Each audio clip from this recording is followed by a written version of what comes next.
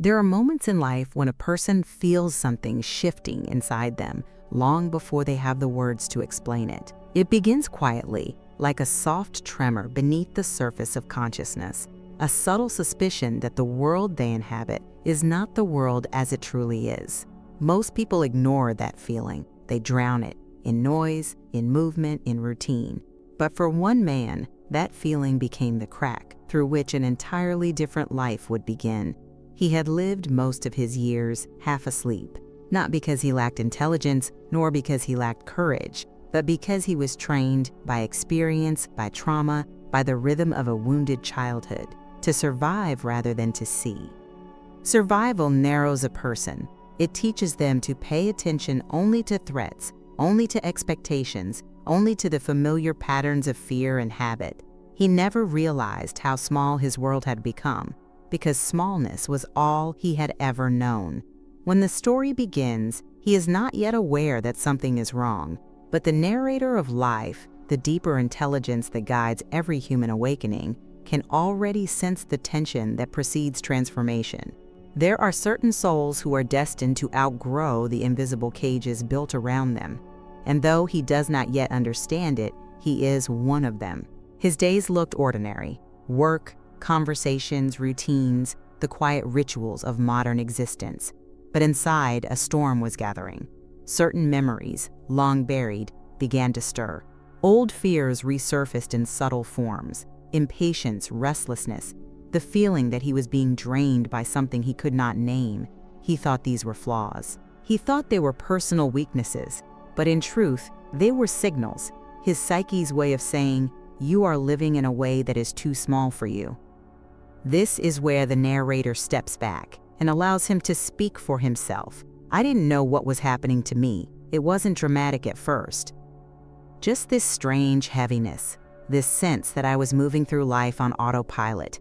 People would talk to me, and I'd respond, but it felt like watching someone else use my face and my voice. I wasn't present. I wasn't real. I began to wonder, how long have I been like this, and why does it feel like I'm waking up inside someone else's life?" What he describes is not unusual. Many people live for years, even decades, without realizing that their thoughts are not entirely their own. Trauma has a way of imprinting itself into the nervous system, shaping reactions, beliefs, behaviors. It whispers in the background, telling a person who they are, what they deserve, what is possible. And most tragically, it often disguises itself as normalcy. But in him, something had shifted. He started noticing moments of dissonance. A friend would laugh, and the sound would feel distant, disconnected from the emotional atmosphere. A familiar street would suddenly seem foreign, as if he were seeing it for the first time. Even his own voice felt strange, like an echo rather than a presence. I remember one morning when I looked in the mirror and didn't recognize the person staring back. Not in a dramatic or frightening way. It was quieter than that. It was like meeting a stranger who happened to wear my face. And the most unsettling part wasn't the strangeness. It was the realization that maybe this wasn't new. Maybe I had been absent from my own life for a very long time. Awakening rarely arrives as a revelation. It begins as disturbance, as irritation, as small fractures in a narrative that once felt solid. As the narrator, I can tell you, some people crumble at this stage. They feel the cracks forming and rush to seal them back up, to cling again to the comfort of illusion. But the protagonist of this story does not retreat. Something deeper has begun calling him, and even though he does not yet understand the language of his own awakening, he feels compelled to follow it. The turning point arrives on an evening that seems unimportant on the surface. He is sitting alone, scrolling mindlessly through his phone, when suddenly a thought comes to him, simple, uninvited, and devastatingly honest. I am not free. The moment the thought appears, something in him freezes. He tries to dismiss it, to override it with logic, but the truth has its own gravity. Once recognized, it cannot be unrecognized. The thought settles into him like a stone dropped into water, sending ripples into every corner of his awareness. I am not free. Not free from what? He doesn't yet know, but the narrator does. He is not free from his conditioning, not free from inherited fears, not free from old wounds that still breathe through him, not free from the invisible scripts he absorbed long before he knew how to speak. He sits there, feeling the weight of that realization, and in that silence, something extraordinary happens. He notices a new presence within himself, a witness, a deeper awareness, the kind that does not judge, does not panic, does not defend. It simply sees. For the first time in his life, he becomes aware of the space between himself and his thoughts. This is the birth of inner freedom, not the final liberation, but the first crack in the shell. The narrator watches, knowing this moment marks the beginning of his transformation.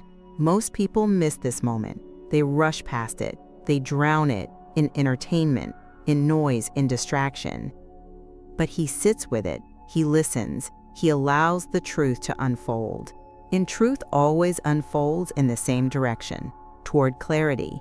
Days pass, and something inside him begins to sharpen. He becomes more observant, not of the world, but of himself.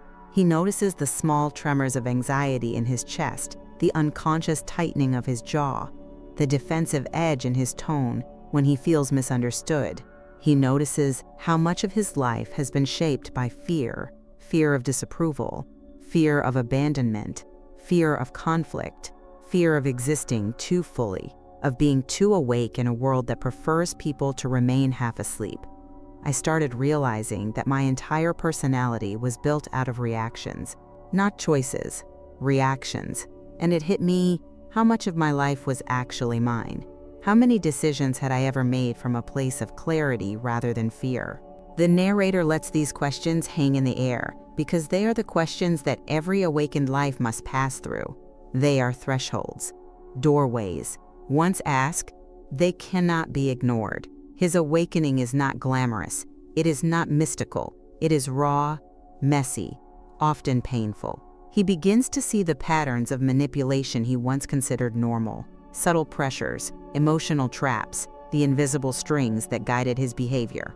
Not because others were necessarily cruel, but because he had been conditioned to yield, to absorb, to accommodate, to disappear. Trauma had taught him to survive by shrinking. Awakening teaches him to live by expanding. And expansion begins with awareness, with the courage to witness one's inner life without turning away, with the willingness to feel discomfort without silencing it. This is where the story deepens, because every person who awakens must eventually face the same question. Will you continue living inside the old identity, or will you walk into the unknown and discover who you truly are? He does not yet know his answer, but the narrator senses it forming within him, like a seed breaking open beneath the soil. It will soon be time for him to confront the illusions that have controlled him since childhood. Soon, he will learn that the mind is not a master but a servant, and a frightened one at that. Soon he will discover that freedom is not found by fighting the darkness, but by seeing it clearly. But for now, he sits with the truth of his awakening. He is not free. Not yet, but he is no longer asleep. Awakening does not begin with answers. It begins with questions, quiet, persistent questions that haunt the edges of the mind. After realizing he was not free, he began to feel these questions rising like echoes from a place inside him he had not visited in years. What am I afraid of? Who taught me to be this way? Why do I feel like a guest in my own life? The narrator watches the evolution of these questions with a kind of compassionate detachment. This is the stage where most people panic. The old self begins to dissolve, and the new self has not yet formed. It feels like losing control.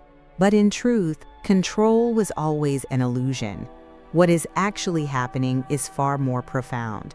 Reality is beginning to pierce through the layers of conditioning. He noticed subtle changes first. Certain conversations that once felt harmless now felt heavy, manipulative, draining. Certain people, who once seemed kind, now gave off an edge of dominance he had never seen before. It wasn't that they had changed, it was that he was finally seeing without the filters of fear. I began catching myself hesitating before speaking, not because I didn't know what to say, but because I suddenly felt the weight of every unconscious pattern that used to speak for me. It was like watching an actor forget his lines on stage. The script in my head, my emotional programming, no longer fit the moment. The narrator knows this stage well. It is the stage where the world becomes slightly surreal. The familiar looks unfamiliar. The logical becomes questionable. Even language begins to feel insufficient, as if words are too small to contain the emerging truth. But clarity is coming. He started withdrawing, not out of avoidance, but out of instinct. Something deep inside him knew he needed space. Silence. Solitude. Not the kind of solitude that isolates, but the kind that reveals. He found himself drawn to long walks, to sitting in dim rooms, to listening rather than speaking. He was not depressed, he was transforming. And transformation often looks like withdrawal, because the outer world becomes too loud, while the inner world reorganizes itself. The narrator observes him as he begins to notice patterns in his emotions. He realizes that the anxiety he thought was random actually arrived in predictable rhythms. The shame he thought was personal originated in childhood moments he barely remembered. The anger he suppressed was not anger at all, but a cry for authenticity. I started seeing things I had ignored for years. Memories came back. Small ones, not dramatic but significant. Moments where I had silenced myself to keep the peace. Moments where I had agreed with someone just to avoid conflict. Times when I let people cross boundaries because I didn't believe I deserved to have any. The more I saw, the more it felt like the truth was reconstructing my past in front of me. This is how awakening rewrites a life, not by changing the past, but by revealing it. He began to remember a particular expression he used to see in his own eyes as a child, an alertness, a watchfulness, a scanning for danger. He had always considered himself mature for his age, but now he saw the truth. He had been vigilant, not mature. Fear had been his teacher. Survival had been his curriculum. And then came the moment that pushed him from awareness into confrontation. It happened during a conversation with someone close to him. They said something small, something dismissive, something subtle, but it struck him like lightning, not because of what they said, but because of the sudden clarity that washed over him. For the first time in his life, he saw the dynamic objectively. He saw the hidden pressures, the emotional hooks, the subtle expectations he had always yielded to without noticing. He saw himself bending, accommodating, shrinking in real time, and he saw it from outside himself. It was like watching a puppet and seeing the strings. The narrator steps in now, slow and deliberate, to describe what happened next, because it was the moment that changed everything. There is a point in every awakening where the illusion collapses. It does not collapse violently, it collapses cleanly. It collapses the way fog dissipates when sunlight finally pierces through. And in that moment, he felt something he had never truly felt before. The quiet, unwavering strength of seeing clearly. He didn't react. He didn't confront. He didn't justify himself. Instead, he felt a calm detachment, as if he had stepped out of the old version of himself and into a wider space, a space where he was not controlled by fear or guilt or the need for approval, a space where he was finally present. I saw the situation for what it was, not for what I used to believe it was. And the strangest part wasn't the realization itself. It was the calm I felt. It was like some deeper part of me stepped forward and said, "You don't have to play this role anymore." Awareness had taken the wheel. The psychological strings had gone slack. The old programming was exposed. But awakening is not only the collapse of illusion, it is also the birth of truth. And truth shows itself first as discomfort. The moment he stepped into awareness, the memories came. Not traumatic memories in the dramatic sense, but the quieter ones, the moments that teach a child to disappear. He remembered the tone of voice that used to silence him, the fearful anticipation he felt whenever an adult walked into the room, the way he became hyper-attuned to others, moods as a form of survival. He remembered the shame that didn't have a name back then, only a sensation, tightness in the chest, heat in the face, the feeling of being too much and not enough at the same time. He remembered all the invisible lessons he absorbed. Stay quiet, stay small, don't disrupt anything, Don't express too much. Don't show fear, don't show anger. Don't show need. Don't exist too loudly. These were not taught to him in words. They were transmitted through emotion, through silence, through the atmosphere of his early life. And now, decades later, he was unraveling them with the precision of a surgeon examining an old wound. The narrator speaks softly here because this is sacred ground. To heal is to remember. To awaken is to see. To become free is to understand that the person you were was shaped by forces you never consented to, and he was beginning to understand. The nights became the most revealing. He would lie awake, not in anxiety, but in contemplation. He watched his thoughts like clouds drifting across the sky. He noticed how many of those thoughts were not his, how many belonged to old fears, old voices, old shadows. He considered the possibility that his entire adult identity had been a coping mechanism. And then, something extraordinary occurred. One night, while sitting alone in the quiet darkness, he closed his eyes and felt an unfamiliar sensation. It wasn't fear. It wasn't sadness. It wasn't excitement. It was awareness itself, a presence, a witnessing, a calm fullness that had no shape but felt undeniably real. It was as if he were sitting in a room lit by an inner light he had forgotten he possessed. For the first time in my life, I felt like I was watching my thoughts from a distance. They were moving, but I wasn't moving with them.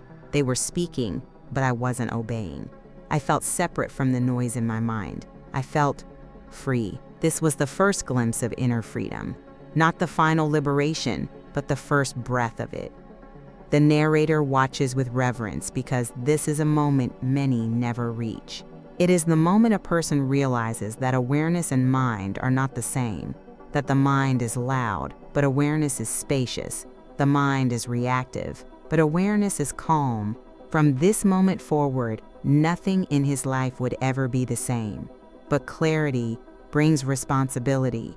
Once you see the truth, you can no longer pretend you don't. The world was about to reveal itself to him in ways that would challenge everything he believed about himself, about others, and about the nature of freedom itself. He had taken the first step. The real journey was about to begin. The real journey begins when a person learns to stand between two worlds, the world they once obeyed without question, and the world they are only now beginning to perceive. He found himself in this in-between place, suspended between who he had been and who he was becoming. It was disorienting, but it was also liberating. In that liminal space, truth becomes visible. The days following his inner breakthrough were strangely quiet, not because life around him changed, but because something inside him stopped reacting. The familiar hooks that usually pulled him into old emotional patterns no longer had the same grip. Someone would make a remark that used to trigger him, and he would feel nothing, not numbness, but neutrality, clarity, spaciousness. It was as if reality had stepped back and given him room to breathe. The narrator observes this with the stillness of an ancient witness. It is always fascinating to see how quickly the human mind can reorganize itself once the spell of unconsciousness begins to crack. When awareness returns, identity reshapes itself like molten metal cooling into a new form. But awakening is rarely a smooth ascent. It is more often a wave. After moments of clarity come moments of confusion. After peace comes confrontation. And that confrontation arrived sooner than he expected. It happened when he visited a place from his past, a house filled with memories he never fully understood. The walls, the furniture, even the air seemed to vibrate with the emotions of an earlier life. Walking through the doorway felt like stepping into a museum dedicated to a version of himself he no longer recognized. And the moment he crossed the threshold, his body reacted. His chest tightened, his breath shortened. An old tension resurfaced, as if it had been waiting. I didn't understand why my body reacted before my mind did. It was like my nervous system remembered something I didn't. I felt small again, like the child who used to walk these halls, trying not to make a sound. This is the power of environment. Places hold emotional fingerprints, and the body remembers what the mind forgets. The narrator speaks with gravity here because this is one of the deep truths of awakening. Healing does not begin with the mind. It begins with the body. He stood in the living room for a long time, feeling an old presence rise within him, not a presence in the mystical sense, but a psychological imprint. The echo of someone he once tried desperately to please, someone whose approval he sought, someone whose displeasure he feared. Suddenly, he realized why he had spent so many years shrinking himself. He had been shaped by the emotional atmosphere of this place, not by words, not by rules, but by the silent, invisible expectations that permeate a home built on tension. And then, like a memory rising from deep water, he remembered a moment, a single moment in childhood, when he had tried to speak up for himself and had been met with dismissiveness. The look on the adult's face, the tightening in his throat, the immediate collapse of his courage. That moment became a blueprint for all the moments that followed. This is why the narrator watches awakening with such reverence. A single memory, when understood, can rewrite the entire architecture of a life. As he walked from room to room, the tension in his body began to tell the story his mind had suppressed. He remembered how often he had silenced himself to keep others comfortable, how he had learned to anticipate the moods of others before expressing his own, how he had learned to disappear emotionally as a survival tactic. But this time, it was different. This time, he was not the child in the memory. He was the witness. I realized something standing in that old room. I wasn't afraid of the past. I was afraid of the version of myself I used to be inside the past. And now, that version of me no longer exists. The narrator smiles inwardly. This is a sign of maturity, not the kind of maturity taught by age, but the kind taught by awareness. He was beginning to understand the difference between reliving a memory and revisiting it. When you relive a memory, it controls you. When you revisit a memory, you control it. He sat down in the same chair he remembered from childhood, an ordinary chair, but one that carried the weight of old emotions. He sat there not as a victim, but as an observer. The fear was still in his body, but it no longer commanded him. Instead, he allowed it to rise, to move, to speak. This is what healing actually looks like. Not fighting the old emotions, but allowing them to be seen. As he breathed slowly, something remarkable happened. The fear began to dissolve, not through force, not through distraction, but through awareness. Awareness is the one thing fear cannot survive. It thrives in darkness, but dies in light. Then came the realization that would change the trajectory of his life forever. I had always believed I was shaped by the people who hurt me. But in that moment, sitting in that chair, I understood something deeper. I was not shaped by what happened to me. I was shaped by how unaware I was when it happened. And now, I am not unaware anymore. This is the essence of awakening. It is not about changing the past. It is about changing the consciousness that holds the past. He stood up from the chair with a sense of finality. Something in him had closed, not in a defensive way, but in a liberated way. A cycle had ended. A loop had broken. He walked through the house with a new kind of clarity, seeing everything for what it truly was.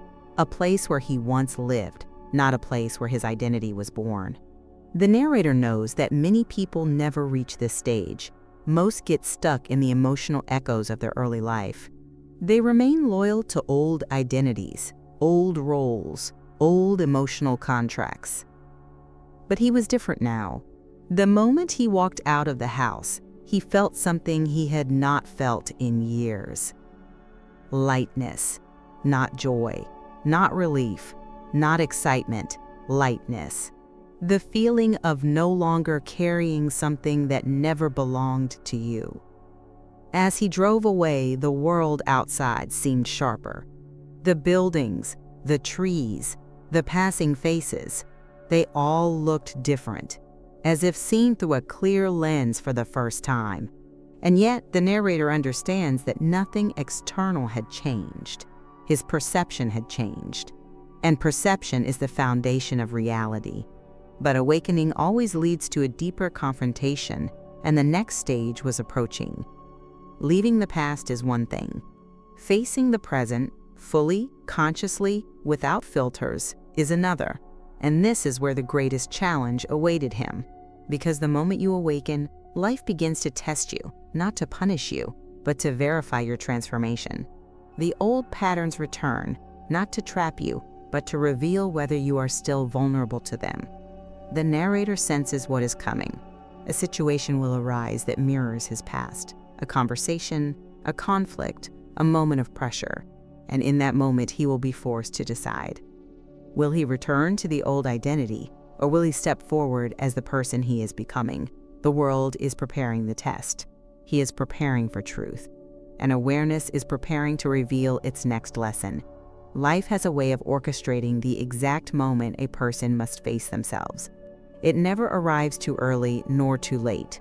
It arrives precisely when the inner strength has grown enough to withstand the truth, and the truth he was about to face would become the defining moment of his awakening. It happened on an ordinary afternoon, one of those quiet, unremarkable days when nothing seems poised to change. He was speaking with someone who had long held influence over him, someone whose emotional gravity he had orbited for years without ever realizing it.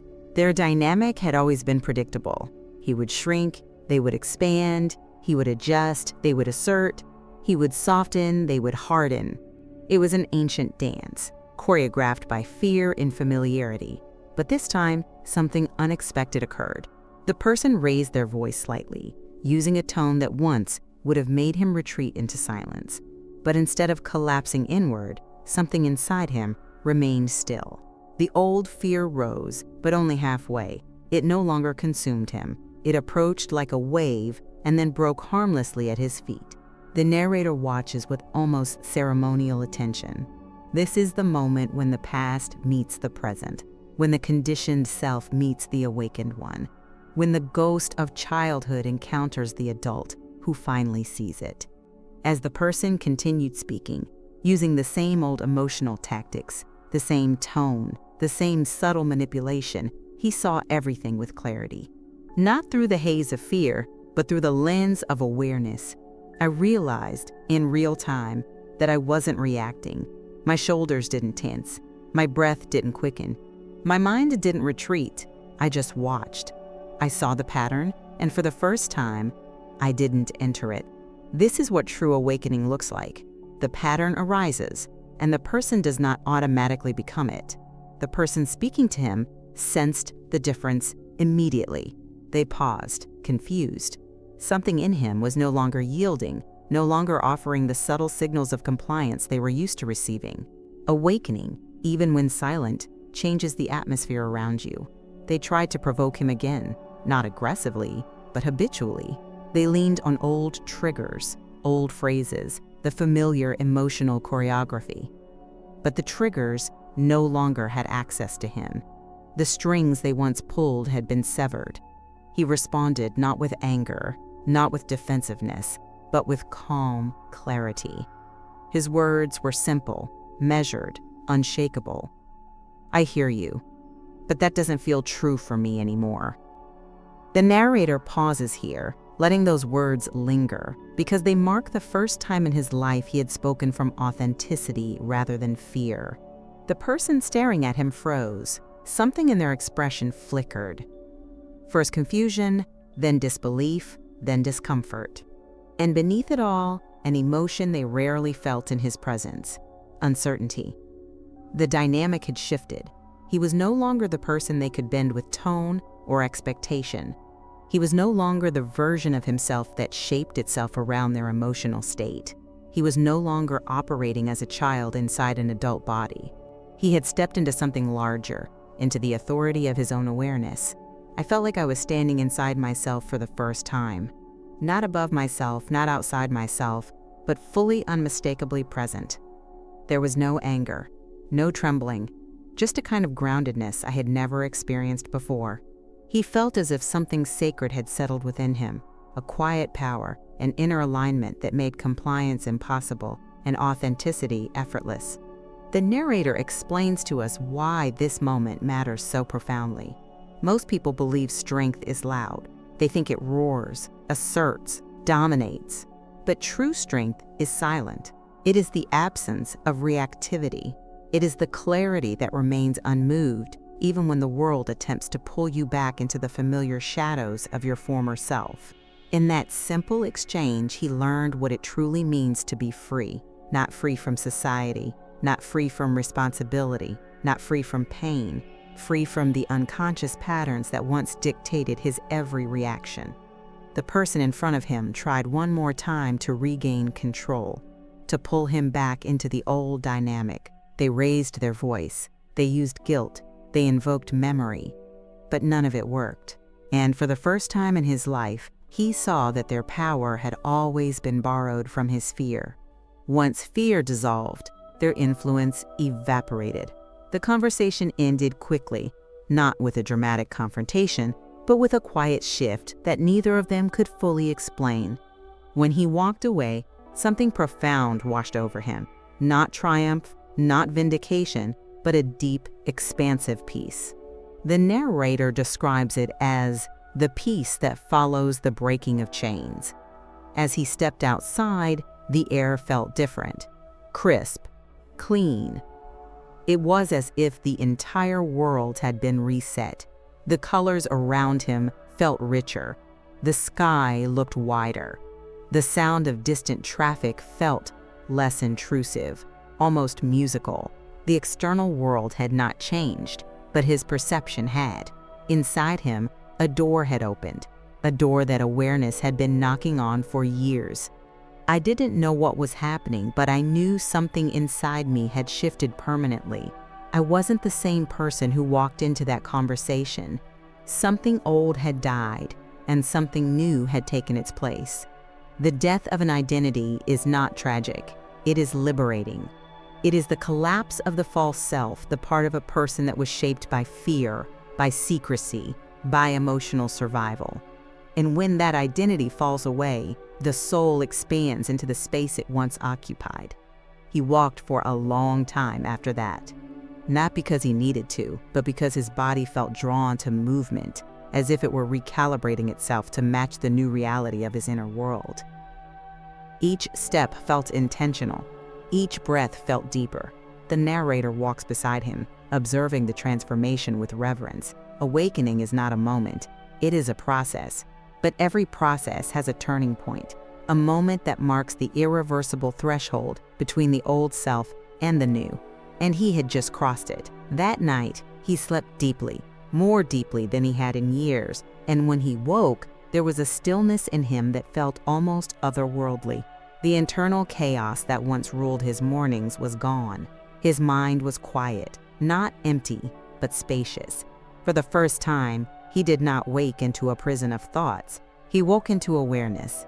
In that stillness, a realization formed, gentle but undeniable. I am no longer afraid of my own mind. This was his true beginning. The moment the inner war ended, the moment the past lost its authority, the moment he stepped into the quiet magnificence of inner freedom. But every awakening, no matter how profound, contains a deeper layer waiting beneath it.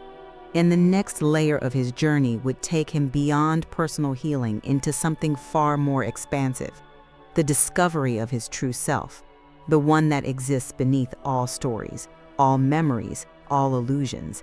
The narrator prepares us for what comes next. He has overcome fear. He has dissolved the old identity. He has reclaimed his inner presence. Now, he must learn how to live from it. The days that followed were marked by an unfamiliar clarity, an inner atmosphere he had never experienced before. It wasn't joy in the conventional sense. It wasn't excitement or optimism. It was quieter, deeper, and strangely humbling.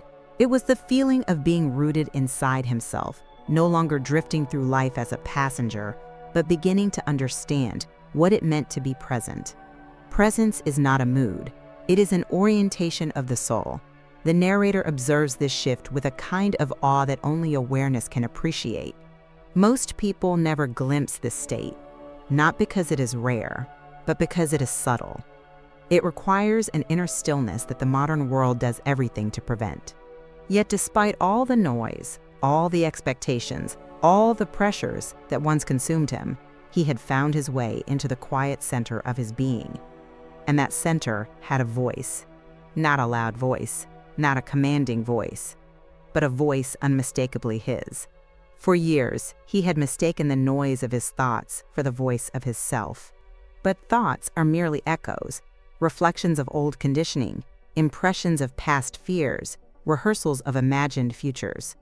The true self speaks not in words, but in knowing. I began noticing decisions forming inside me without effort, not forced, not calculated, just clear. It felt like something inside me was guiding me gently, without pressure. I didn't feel pulled. I felt aligned. This alignment became the foundation of a new kind of living. He no longer reacted out of habit. He no longer sought validation from people who could not offer it. He no longer surrendered his clarity to emotional storms, not his own, not anyone else's. But the narrator knows that awakening is not only the birth of clarity, it is also the dissolution of illusions. And some illusions are so deeply woven into the mind that they do not vanish without leaving a trace. One of those illusions soon surfaced. He began to notice a profound emptiness, not a painful void, but a quiet space where something used to be. The identity he had carried for decades, the helper, the pleaser, the one who softened himself to avoid conflict, had dissolved, and in its place, there was space. Expansive, open, silent space. At first, the emptiness felt disorienting. He was used to being defined by reactions, shaped by fear, controlled by unconscious patterns. Now, without them, he felt like a person learning to stand in a world he had only glimpsed through a veil. The narrator explains it with crystalline clarity. When the false self dies, the true self enters, but it arrives quietly, and its arrival requires a period of adjustment. The emptiness you feel is not a lack of identity, it is the absence of illusion. He sat with this emptiness. He didn't resist it, he didn't try to fill it, he simply allowed it. And slowly, something remarkable happened. The emptiness transformed into peace. Not the emotional peace of a calm day, but the deep, spiritual peace of inner alignment. Peace that did not depend on circumstances. Peace that did not require agreements. Peace that did not need reassurance. A peace that existed simply because he was no longer in conflict with himself. I realized the emptiness wasn't empty at all. It was spacious. It was alive. It felt like a doorway to something deeper. A part of me I had forgotten existed. This was his first encounter with his authentic self. But authenticity is not just about peace. It is also about truth. And truth does not remain quiet once you begin listening to it. In the days that followed, he started feeling a stronger sense of intuition, a kind of inner compass that guided him without effort. He knew what conversations he no longer wished to participate in.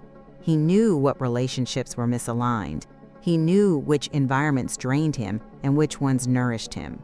It wasn't dramatic, it wasn't emotional, it was simply clear. The narrator steps in here to explain the shift. When awareness awakens, life reorganizes around it. Old relationships feel misaligned. Old habits feel heavy. Old environments feel false. Not because they changed, but because the person can finally see. One evening, as he sat quietly near a window watching the city lights flicker in the distance, he felt a realization rise within him like a tide. I've been living as an echo of my past, but now I'm beginning to hear the sound of my own voice. This realization stirred something profound inside him, an energy he had not felt since childhood, before fear taught him to dim his light. It was the energy of possibility, the energy of selfhood, the energy of a life unbound by psychological patterns. But with this energy came an unexpected challenge. The moment a person becomes authentic, the world around them reacts. Certain people looked at him differently now. Some grew uncomfortable around his calm presence, sensing without understanding that they could no longer manipulate or influence him in the old ways. Others felt drawn to him, sensing a groundedness they lacked. Some relationships felt closer. Others began to unravel. He wasn't pushing anyone away. He simply wasn't collapsing inward anymore. This subtle shift created ripples. The narrator describes it as the gravitational change of a star realigning itself. When a star changes mass, everything orbiting it shifts. Some objects are drawn closer, others drift away. Nothing remains unchanged. He began receiving comments, some curious, some annoyed, some fearful. You seem different. You're not reacting like you used to. Why are you so quiet all of a sudden? You've changed. But the most revealing comment came from someone who once had great influence over him. I don't know why, but I feel like I can't get through to you anymore. He smiled gently when he heard it, not out of pride, not out of superiority, but out of understanding. The reason they could no longer get through was simple.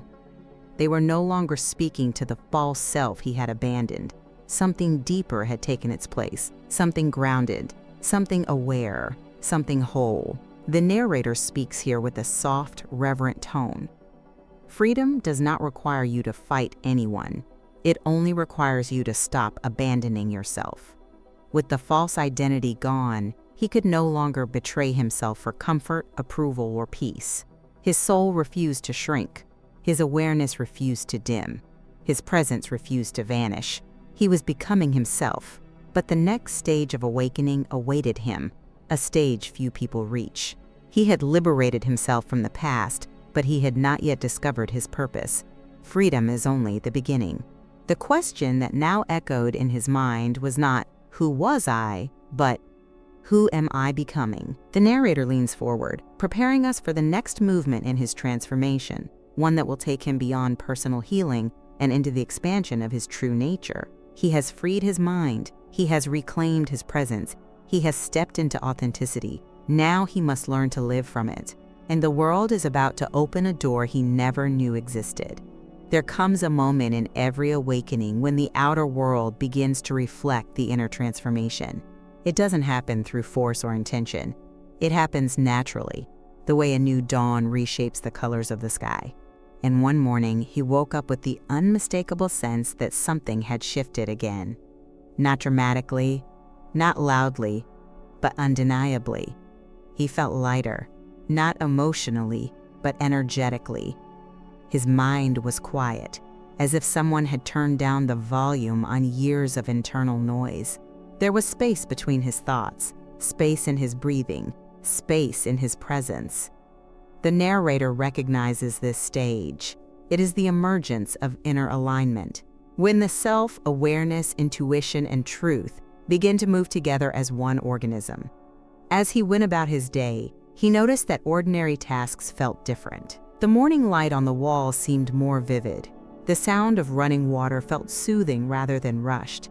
Even small moments, tying his shoes, opening a door, stepping outside, carried a strange clarity, as if he were experiencing life without the usual fog of unconsciousness. I felt like I had finally stepped into the world instead of observing it from behind a glass wall. This is the quiet miracle of awakening. The world doesn't change, you do. But deeper transformation always brings deeper reflection. He began sensing that something was calling him forward, something beyond personal healing or psychological liberation. It was as if life itself were gesturing toward a new horizon. One evening, he sat alone in the dim light of his room, noticing how calm his inner landscape had become. The storms that once erupted inside him with no warning were gone. The emotional waves were smaller now, gentler, passing through him without disturbing his center. And in that stillness, a question emerged, not from fear, but from wisdom. What am I meant to do with this freedom? The narrator leans into this moment. This is the threshold between awakening and purpose. Most people awaken only enough to feel relief. Few awaken enough to ask what their awakening is asterisk for. In the silence, he didn't receive an answer. Instead, he felt something like an inner pull, soft, subtle, and unmistakably real. It wasn't a voice, it wasn't a vision, it was a direction, a movement, a quiet invitation. He realized that for the first time in his life, he was no longer making decisions based on fear. He wasn't trying to avoid disapproval or discomfort. He wasn't trying to maintain a false identity. His choices were beginning to arise from presence. Presence is the compass of the awakened. And like all true compasses, it began pointing him somewhere, toward deeper truth, toward inner expansion, toward the life that had been waiting for him beneath all the noise. But before he could move forward, the world presented him with another test. Not a test of fear or trauma, but a test of identity. He met someone who resonated with his new presence. Their energy was different from the people he had known before awakening. They listened without interrupting. They spoke without dominating. There was no tension, no pressure, no emotional sharpness. The narrator explains why this matters. When you awaken, you begin to attract people who see you, not the mask you once wore. Their conversations were calm, sincere, thoughtful. He felt safe in a way he had never experienced. Safe not because the person was perfect, but because he no longer needed to hide. He wasn't performing. He wasn't censoring himself. He wasn't shrinking. I realized during one of our conversations that I was speaking without fear for the first time in my life. I wasn't measuring my words. I wasn't anticipating a reaction. I was simply present. But with this new connection came an unexpected challenge. When the person asked him a simple question, "What do you want?" he froze. Not because he didn't have desires, not because he was afraid of disappointing anyone, but because he realized he had never truly asked himself that question without filtering it through fear. What do I want? The narrator allows the weight of the question to settle. It is the question that breaks the spell of a lifetime of people-pleasing. It is the question that dissolves the last remnants of the false self. It is the question that invites the true self to speak for the first time. He sat with the question for a long time, and slowly, quietly, he felt an answer surface. Not in words, but in sensation. I want to live without abandoning myself. This realization was simple, but profound. It carried the weight of an entire lifetime in a single sentence. And in that moment, he understood something important. Awakening is not about transcendence. It is about wholeness. Wholeness means living without betraying yourself. Wholeness means feeling without collapsing. Wholeness means speaking without fear. Wholeness means choosing without guilt. As he embraced this truth, something in him expanded. The inner pull he had been feeling grew stronger, clearer. He began to understand that his awakening wasn't an ending, it was a beginning. The narrator frames this with poetic clarity. The purpose of awakening is not to escape life, it is to meet life with full presence. He started noticing that his intuition was no longer a whisper. It was becoming a steady stream of knowing, gentle but consistent. And one morning, as he woke with sunlight warming his face, he felt a new clarity settle into him. Something inside me knows where to go next. I don't have the full vision yet, but I feel the direction. And for the first time, that's enough. This was a major shift. He no longer needed certainty. He no longer needed guarantees. He no longer needed a map. Trust had replaced fear. Presence had replaced doubt. And this trust propelled him toward the next step of his transformation, one he could never have reached while living in the old identity. He began to feel drawn to solitude again. Not the isolating solitude of the past, but a higher solitude, one that nourished him, expanded him, aligned him. He realized he needed time to integrate everything he had learned, everything he had shed, everything he had become.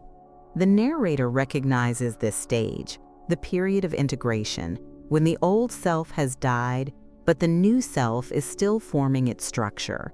During this time, he noticed his thoughts carrying a different texture. They were slower, clearer, less reactive, more observational. He no longer felt chased by them or controlled by them.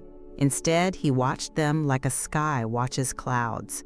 And then, one morning, while sitting in the quiet glow of dawn, a new truth dawned on him. I am not my thoughts. I am the awareness that sees them. This is the moment many spiritual traditions describe as the beginning of inner mastery. When the person no longer identifies with the mind, they are no longer enslaved by it. They can choose, they can observe, they can redirect, they can transform. But the narrator knows there is an even deeper truth waiting beneath this one. He is not just awareness observing the mind. He is something more, something deeper, something ancient and vast and unbound. And the next stage of his awakening will lead him there, to the discovery of his true nature, the self beneath all selves. The journey inward is about to deepen. The deeper stages of awakening do not arrive like thunder. They arrive like dawn, slow, gentle, almost imperceptible, until suddenly the entire landscape of consciousness is illuminated.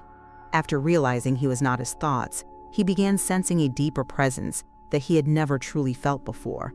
It appeared first in the spaces between moments, in the silence after an exhale, in the pause before a decision, in the stillness he felt when his mind was quiet and the world around him stopped pressing in. It wasn't mystical. It wasn't dramatic. It was simply real. The narrator recognizes this moment. It is when a person begins to experience the self, not as identity, but as awareness itself. Identity is loud. Awareness is silent. Identity demands. Awareness observes. Identity reacts. Awareness witnesses. And he was starting to sense this witness inside him, an expansive presence untouched by fear, untouched by memory, untouched by the noise of the world. I felt like there was a place inside me that had never been hurt, a place that wasn't affected by my past, by my fears, by the people who shaped me, a part of me that had always been whole. This realization was subtle, but revolutionary. It marked the beginning of a truth that would change everything. Trauma can shape the mind, but it cannot touch the essence. The narrator speaks softly here, because this understanding is the threshold to a deeper state of consciousness. As he continued to explore this inner presence, he began noticing something unusual. The more he paid attention to it, the more expansive it felt. It was as if awareness grew every time he acknowledged it, not because awareness was increasing, but because he was stepping into it. The self he had always believed himself to be, his thoughts, his fears, his memories, began to feel like a smaller container inside a much larger one. The small self was real, but it was not the whole truth. Beneath it was something vast, spacious, unbound. The narrator offers clarity. Awakening is not the discovery of a new self. It is the recognition of the self that was always there beneath the noise. One evening, while sitting alone in a dimly lit room, he closed his eyes to rest. But instead of drifting into thought, he felt himself shift inward. Something opened, not outward into imagination, but inward into presence. It felt like stepping into a quiet cathedral inside himself. I didn't feel separate from myself anymore. I didn't feel divided. There was no voice judging me, no identity pulling me left or right. I felt singular, unified, whole. He remained in that state without effort. There was no meditation technique, no concentration, no struggle. It was pure being, simple, profound, undeniable. And in that being, a realization surfaced. This presence is me, not the me shaped by childhood, not the me shaped by society, not the me shaped by trauma, but the me that witnessed it all, the me that survived it all, the me that existed before all of it. This was the beginning of inner sovereignty. The narrator explains the significance. When a person discovers the witness within them, they are no longer controlled by the storms of their life. They are the sky in which the storms appear. As he deepened into this presence, he began noticing changes in his daily experience. Situations that once triggered fear now felt manageable, not because he forced calmness, but because the reactions arose in a much larger field of awareness. Anger came, but it didn't take over. Sadness came, but it didn't define him. Fear came, but it passed like a shadow moving across a landscape. He observed everything without losing himself in it. And then something even more remarkable began to happen. He started to feel connected, not to people in the emotional sense, but but to life itself, to movement, to breath, to presence, to existence. He felt as if the barrier between himself and the world had softened, as if he were no longer standing apart from life, but inside it. The narrator describes this shift. When the ego dissolves, connection arises, not as attachment, but as unity. While walking through the city one afternoon, he noticed that his awareness extended beyond his body. He could feel the atmosphere around him, the presence of other people, the quiet hum of life unfolding. It wasn't overwhelming. It was peaceful. I felt like I was part of everything, not lost in it, but participating in it, like I was breathing with the world instead of against it. This is the essence of unity consciousness, not a mystical experience, but a natural homecoming. The narrator understands what comes next. After unity comes purpose, and purpose does not arrive through reasoning or ambition. It arrives through alignment. One morning, he woke with a clear inner knowing, a direction, not in the physical sense, but in the existential sense. He realized something profound. Awakening is not just about healing from the past. It is about stepping into the life you were meant to live once the illusions fall away. The clarity wasn't about career or relationships or goals. It was deeper. It was the understanding that life itself flows through him, and his role is not to force it, but to express it. He began feeling called to speak more truthfully, to live more deliberately, to act with deeper intention, to stop waiting for permission, to stop hiding, to stop diminishing his presence in the world. It wasn't confidence. It was authenticity. It wasn't ambition. It wasn't ego. It wasn't ego. It was essence. The narrator now reveals a deeper truth. When a person aligns with their essence, life begins to shape itself around them. He started noticing synchronicities, small coincidences that felt meaningful. Conversations aligned, opportunities appeared, insights emerged uninvited. It was as if the universe responded to his inner shift with outer clarity. But with this clarity came another responsibility. He could no longer lie to himself. The places in his life where he was still compromising, still shrinking, still tolerating what drained him, those areas now stood out with painful clarity. Awakening brings truth, and truth brings choice. He realized he could no longer return to the old life, the old behaviors, the old emotional contracts, the old patterns of self-abandonment. And so, he stood at another threshold. The narrator describes the significance. There are two awakenings. The first is the awakening from illusion. The second is the awakening into purpose. He had completed the first. Now, the second was calling him forward. He didn't know what the path would look like. He didn't know what shape his purpose would take. But he felt the pull unmistakably, a deep inner resonance guiding him toward the next stage of his evolution. He was no longer the person he had been. He was no longer limited by the identity that once controlled him. He was no longer living from fear. He was beginning to live from truth. And truth was about to reveal the next chapter of his becoming. Purpose does not arrive like a command. It emerges like a horizon, slowly, then suddenly. After his awakening deepened into presence, he began noticing a new kind of inner movement. It wasn't emotional. It wasn't mental. It was existential. A gentle, unwavering pull towards something larger than himself. The narrator recognizes this moment as the passage from inner healing to outer becoming. He began feeling a sense of responsibility, not the heavy, obligatory kind he once lived under, but a lighter, more authentic responsibility. A responsibility to truth, a responsibility to clarity, a responsibility to the self he had finally uncovered. He started noticing that whenever he ignored this inner pull, a subtle discomfort would rise within him. Not guilt, but misalignment, as if life itself were gently redirecting him, nudging him back toward the path he was meant to walk. I could feel a kind of compass inside me, something pointing toward a direction I couldn't yet define. It was like hearing faint music coming from far away and knowing instinctively that you're meant to follow it. This inner compass is one of the most reliable signs of true awakening. The narrator explains, Before awakening, a person moves through life by reacting. After awakening, life moves through the person by guiding. But guidance is meaningless without clarity, and clarity often arrives disguised as detachment. He found himself stepping back emotionally from situations he once felt entangled in, not because he no longer cared, but because awareness had replaced attachment. Old triggers felt distant. Old dramas felt irrelevant. Old emotional obligations dissolved. It wasn't a withdrawal from life. It was a realignment with truth. As his inner landscape reorganized, something profound began to happen.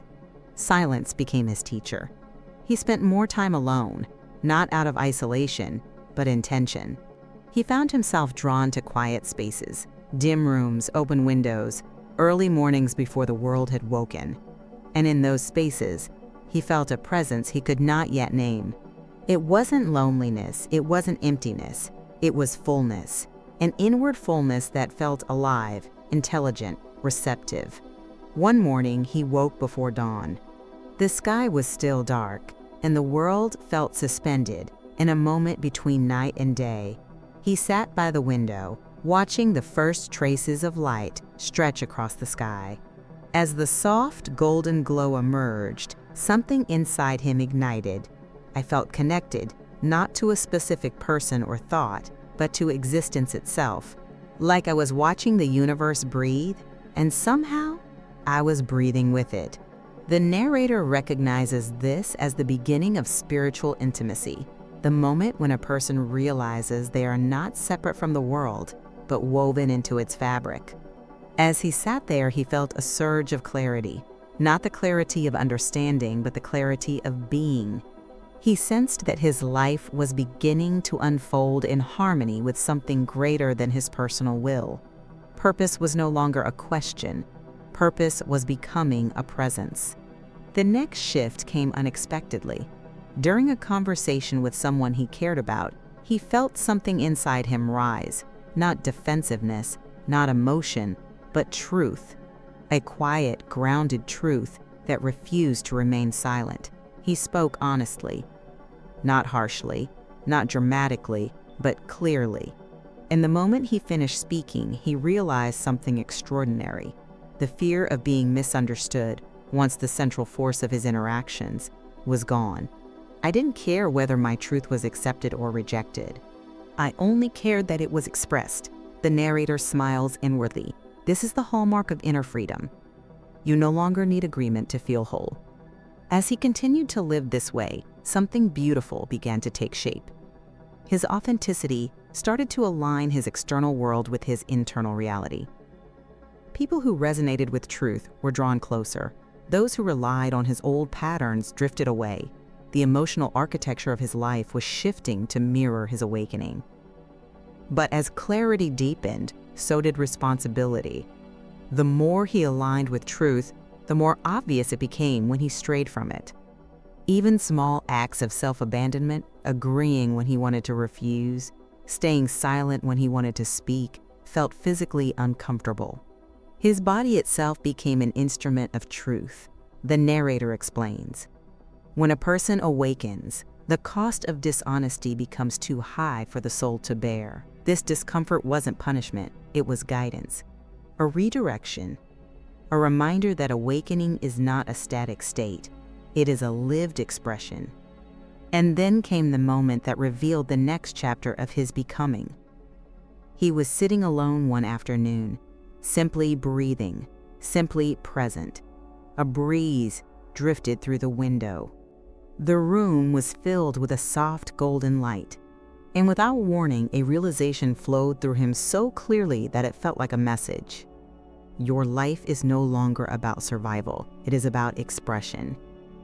Expression, not performance. Expression, not approval.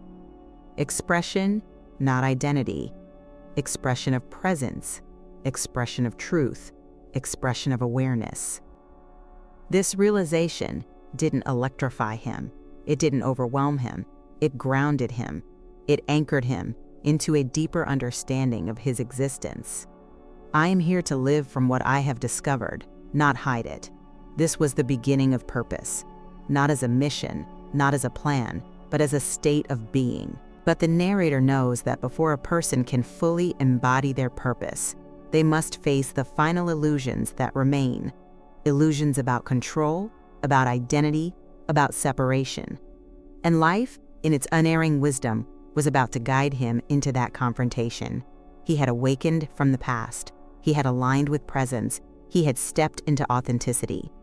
Now he must dissolve the last barrier, the illusion that he is separate from the intelligence guiding him. The next stage was approaching, and it would transform him more deeply than anything before. There is a point in every awakening when the boundary between the self and life begins to dissolve, not in a mystical, abstract way, but in a deeply practical one. He began sensing that the same intelligence guiding his inner transformation was guiding the events of his life with equal precision. What once felt random now felt orchestrated. What once felt chaotic now felt meaningful. What once felt overwhelming now felt like an invitation. The narrator steps closer, lowering the tone, as if revealing a secret known only to those who have tasted inner truth. Awakening is not the end of the journey. It is the beginning of alignment with a deeper intelligence. This intelligence does not shout, it does not demand, it does not force. It moves through intuition, synchronicity, subtle resonance, and he was beginning to feel its presence everywhere, between thoughts, inside decisions, beneath emotions. One afternoon, while walking through a quiet park, he felt an unfamiliar peace rise within him. It wasn't tied to anything external. The world around him was ordinary. Children laughing in the distance, leaves brushing against each other, the earthy smell of soil warming in the sun. But internally, something opened. I felt like life wasn't happening to me anymore. It was happening with me. I wasn't separate from the world around me. I was participating in it, effortlessly. The narrator recognizes the significance. This is the stage where the awakened begin to trust life, not conceptually, not philosophically, but experientially. They feel held, guided, carried. And that feeling was becoming impossible for him to ignore. As he walked, his senses sharpened. He noticed the wind brushing against his skin as if it were communicating something gentle. He heard the ambient sounds around him as if each were placed there deliberately. Even the movements of strangers seemed connected to an unseen rhythm. Awareness reveals the hidden music of existence. The more he paid attention, the more he sensed an underlying coherence. Everything felt interconnected. Everything felt alive. Everything felt meaningful. But with this heightened perception came a deeper challenge. The illusion of control began to fall away. For most of his life, he had clung to control, controlling his emotions, his environment, his relationships, his identity. Control had been his shield, his strategy, his survival mechanism.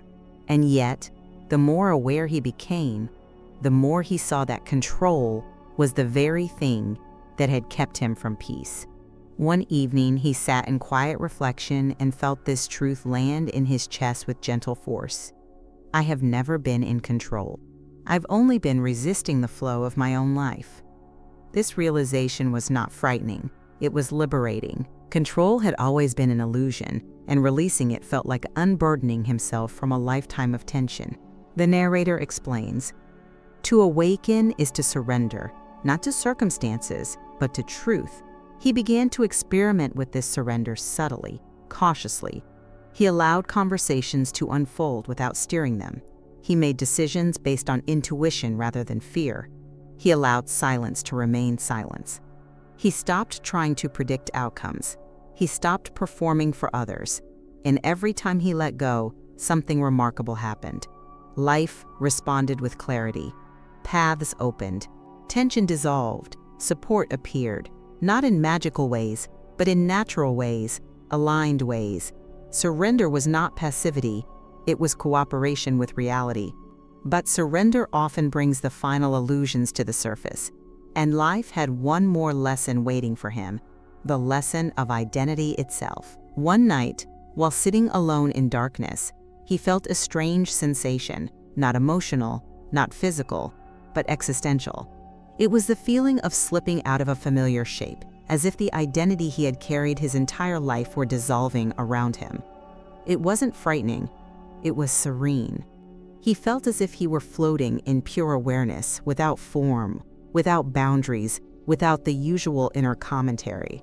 There was no sense of me in the way he had always known it. There was simply presence. I felt like I was still here, but the I used to think I was, had dissolved. Something deeper remained, something more real than anything I had ever called myself. The narrator speaks softly, with reverence.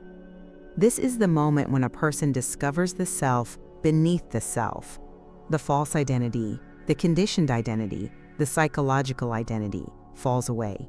What remains is not a persona, not a story, not a collection of memories. What remains is awareness itself. He sat in that state for a long time, feeling the boundaries of separation melt away. And in that silence, a profound knowing arose. I am not the character I play in the world. I am the awareness that witnesses the character. I am the presence beneath all of it. This truth did not inflate his ego, it dissolved it. The narrator continues. When a person realizes they are awareness, their relationship with life changes. They no longer seek approval. They no longer seek certainty. They no longer seek identity. They simply allow life to express itself through them. When he opened his eyes, the room looked the same, yet entirely different. Objects seemed sharper, but not because his vision had changed. His perception had. He felt connected to everything, not in a sentimental way, but in an existential way. The illusion of separation had cracked. From that moment forward, he could no longer see himself as small, not because he felt powerful, but because he felt spacious.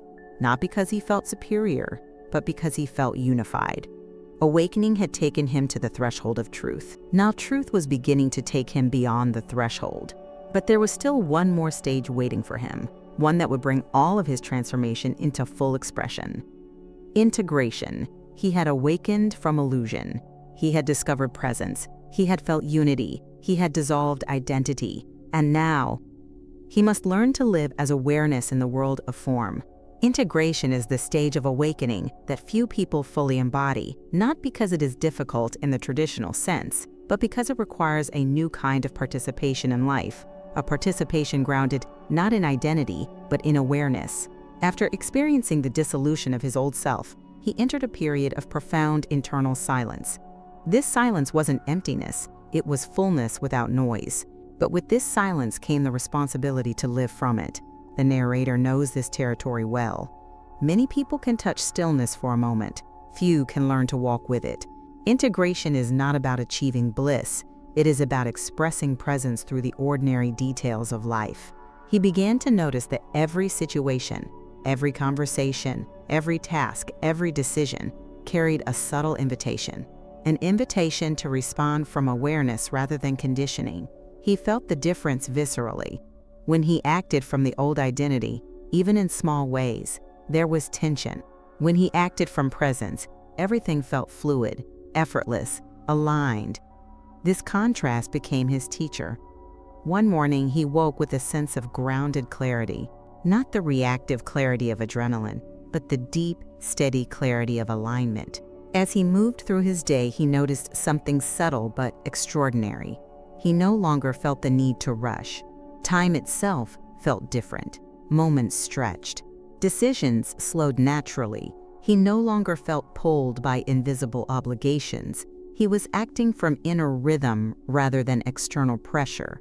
I felt like I had stepped out of the frantic pace of life and into a deeper tempo, one that matched my breath, not other people's expectations.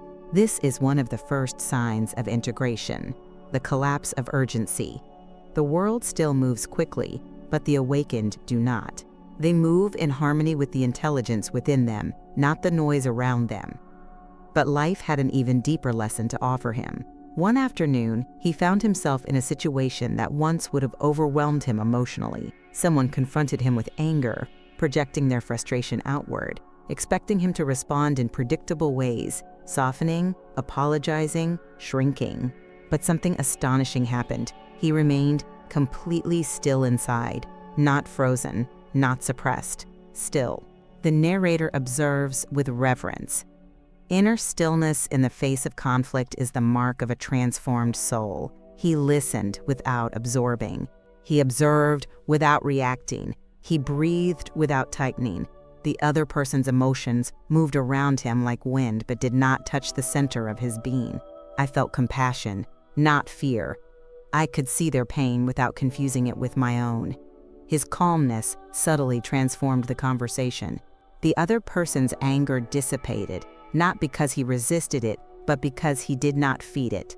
Awareness deactivated the old patterns instantly.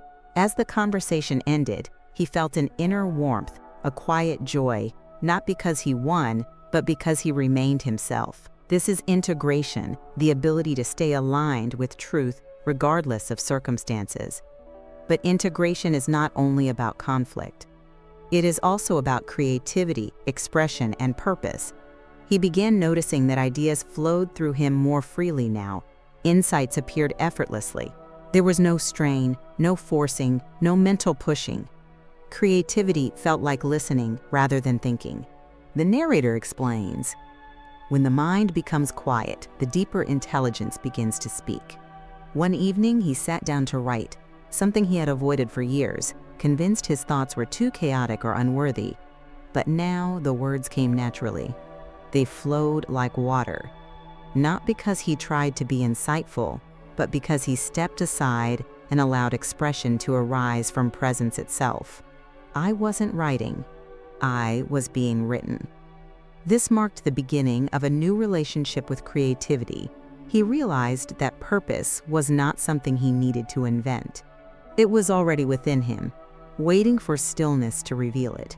But integration also revealed the last remnants of the old identity. Certain habits still surfaced occasionally, moments of self-doubt, flickers of old fear, echoes of familiar patterns. But something had changed dramatically. These remnants no longer defined him. Awareness saw them the moment they appeared. Presence dissolved them the moment they were acknowledged. The narrator clarifies, awakening does not erase patterns, it makes you immune to them. And immunity is the final step before embodiment. One night, while walking beneath a sky filled with stars, he felt something vast inside him, an inner expansion that transcended emotion. He sensed the universe not as an external object, but as something reflected in the core of his being.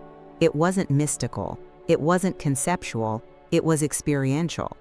I felt like the same intelligence that moved the stars was moving in me, not metaphorically, literally. This was unity, not as an idea, but as a lived state. He understood then that he was not merely aware, he was awareness.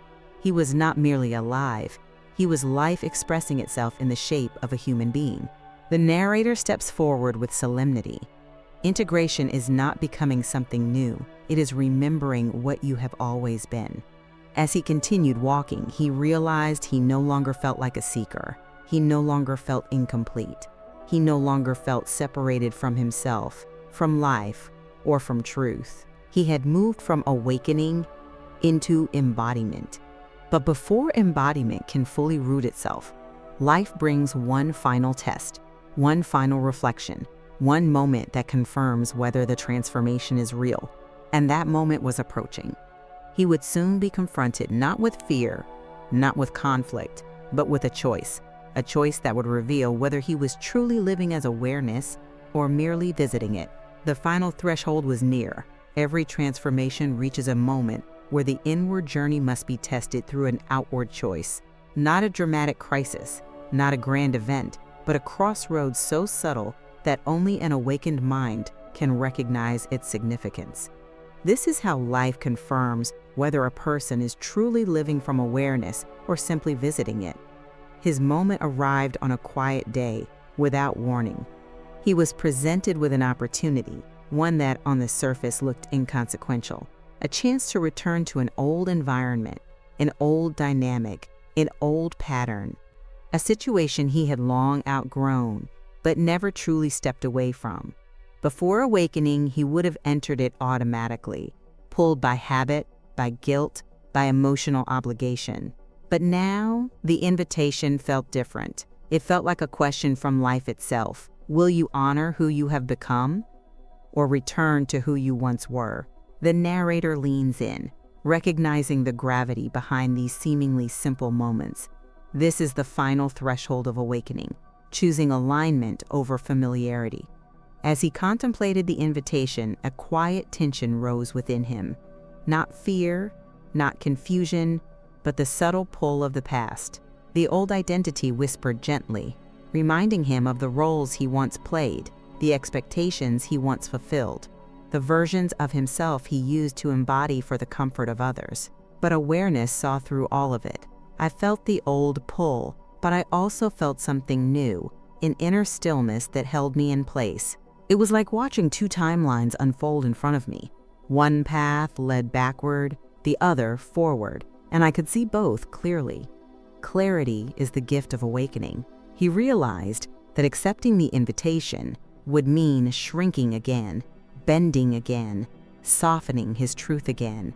It would mean stepping out of alignment for the comfort of those who preferred his old identity. It would mean abandoning the presence he had discovered. And this time, he could no longer betray himself. The narrator explains the significance. The awakened do not refuse the past out of anger. They refuse it because it no longer fits the shape of their soul. He took a breath, slow, deliberate, rooted, and with a calm heart, he made his choice. He declined the invitation, not with drama, not with explanation, but with quiet clarity. I don't feel called to that anymore. The response was gentle, but it carried the force of integrity. Immediately, he felt the shift, not in the external world, but inside his own being. Something locked into place, a subtle but unmistakable alignment. It was the feeling of choosing truth over habit, presence over programming, freedom over familiarity. I felt a release in my chest, like I had finally stopped carrying a weight I didn't realize I was holding. This is what embodiment feels like. The joy of self-honoring. The narrator smiles, because this moment, this tiny, almost invisible decision, is what confirms the awakening as real. Not visions, not insights, not epiphanies. A choice that affirms the truth discovered in silence.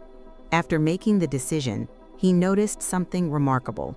The world around him seemed to respond. The air felt lighter. His breath felt deeper.